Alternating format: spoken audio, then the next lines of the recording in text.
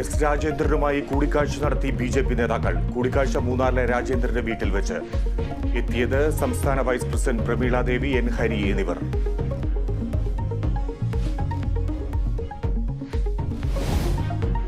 മേയറുമായുള്ള തർക്കത്തിൽ KSRTC driver യദുവിനെതിരെ police. ഡ്രൈവിംഗിനിടെ Yadu ഫോണിൽ സംസാരിച്ചിരുന്നത് കണ്ടെത്തൽ. തർക്കത്തിന് മുൻപ് ഫോണിൽ സംസാരിച്ചത് 1 മണിക്കൂർ 10 മിനിറ്റ്. യദു വിവിധ കേസുകളിലെ പ്രതിയായിരുന്നെന്നും കണ്ടെത്തൽ.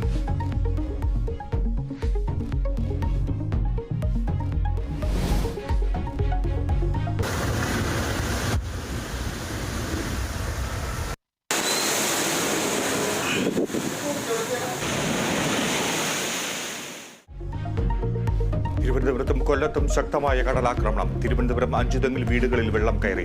കടലേറ്റത്തിൽ ആശങ്കയിലായി കൊല്ലത്തെ തീരദേശവാസികൾ. തെക്കൻ കേരള തീരത്ത് ഓറഞ്ച് അലർട്ട്. സംസ്ഥാനത്ത് വൈദ്യുതി ഉപഭോഗത്തിൽ നേരിയ കുറവ്. ഇന്നലത്തെ ഉപഭോഗം 11.2 കോടി യൂണിറ്റ്. പീക്ക് സമയത്തെ ഉപഭോഗം കുറയാത്തത് ആശങ്ക. കൂടുതൽ മേഖലകളിൽ വൈദ്യുതി നിയന്ത്രണത്തിന് KSEB.